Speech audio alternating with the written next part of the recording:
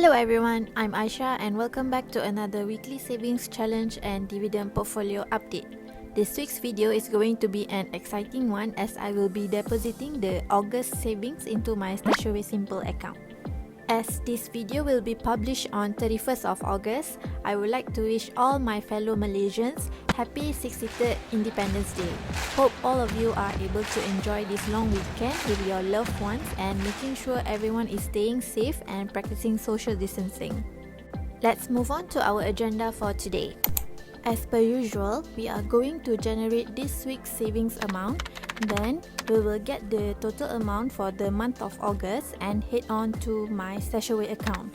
After that, we will take a look at how my Trading 212 dividend portfolio performed last week, where I will be talking about the biggest winner and also loser.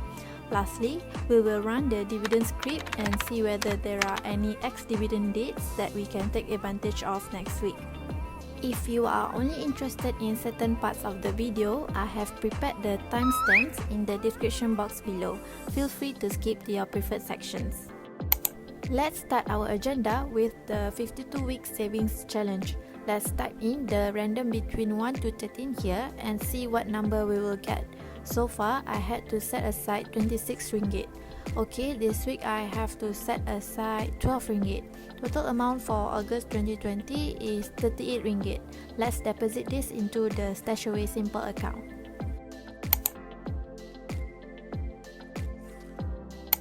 So this is my Stashaway Simple account. As mentioned in my first video, Stashaway Simple is a new cash management portfolio with a projected rate of 2.4% per annum that was recently offered to Stashaway users in Malaysia. Okay, let's deposit our August savings. I always go for manual deposits. I have two other investment accounts with Stashaway, which are my FIRE account and also my study loan repayment account. Let me know in the comment down below if any of you are interested to see my main Stashaway portfolio and how the portfolio withstand the market blow back in March. I will make a separate video on that. So let's put in 38 ringgit in here. You will be prompted with this payment page. While I proceed with my e-banking processes, let me share with you the asset information for the Stashaway Simple portfolio.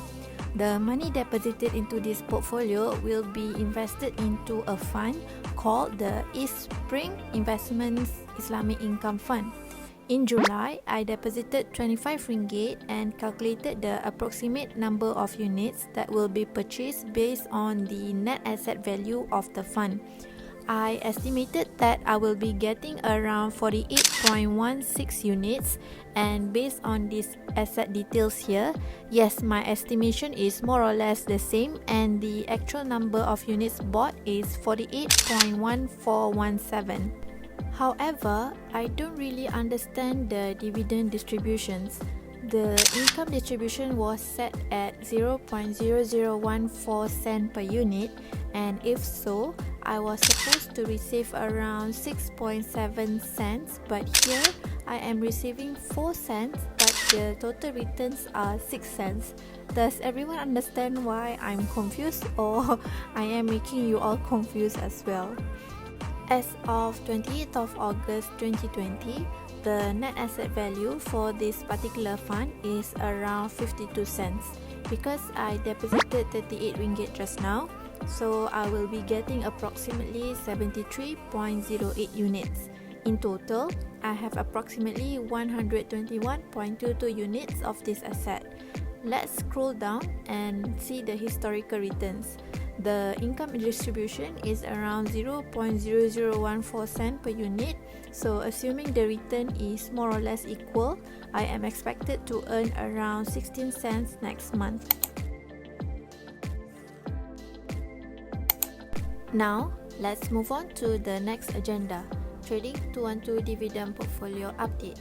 I did not do anything to my portfolio last week because I was busy with schoolwork and my final exams are approaching. As you can see here, my portfolio decided to turn into a theme park roller coaster provider last week. So many ups and downs in just 1 week.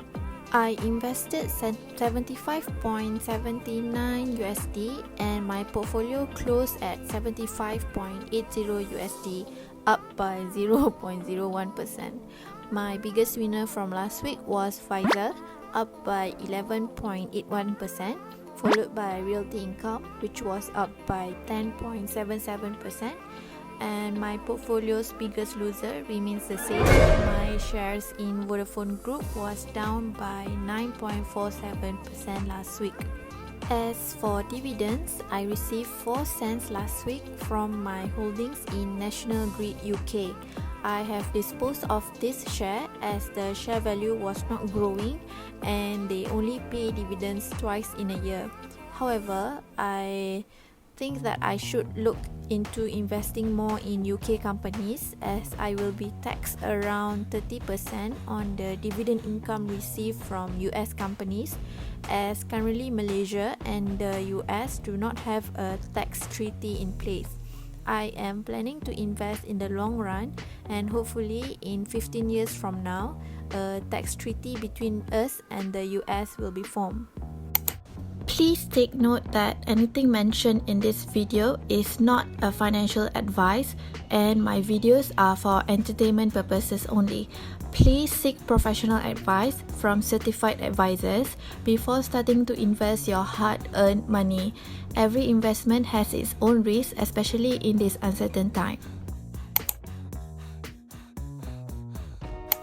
Moving on to our last agenda, let's see which company has an ex-dividend date next week. Let me click this and let the script run. I learned how to do this Google Sheet listing from a fellow YouTuber called Investing Sensei.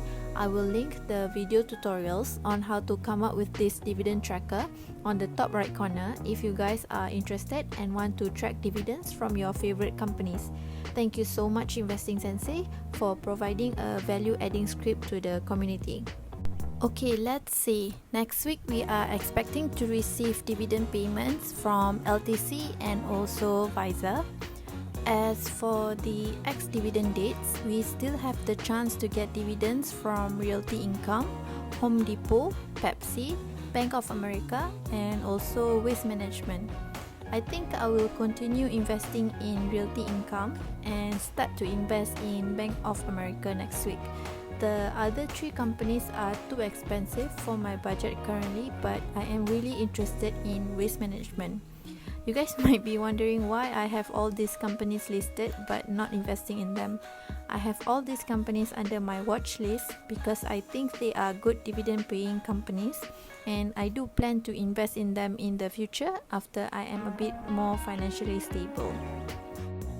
I think that is all for today's video. Don't forget to drop a like on this video and subscribe. Thank you so much for watching. I'll see you guys next week. Be safe and take care.